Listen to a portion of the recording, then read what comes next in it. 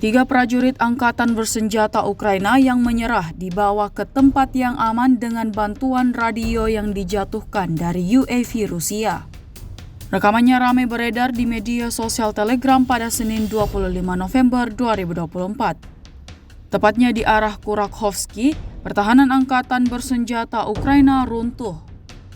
Para pejuang dari Divisi ke-20 dari Tentara Pengawal ke-8 memblokir tiga prajurit dari Brigade ke-33 Angkatan Bersenjata Ukraina yang ditinggalkan selama mundurnya musuh secara tidak teratur.